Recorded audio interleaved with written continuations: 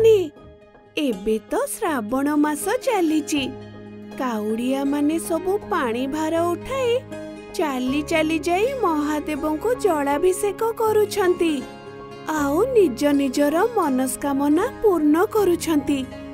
जदि आमे पानी भार धरी बोलबम यात्रा करंते ताहले केमिति हुअंता?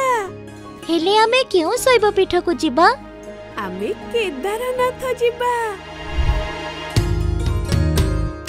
जानिछु जग्गा आमे समस्ते सांग माने मिसी ए सोमवार पाले केदारनाथ को बोलबम यात्रा करिबु आउ केदारनाथ को जलाभिषेक करिबु।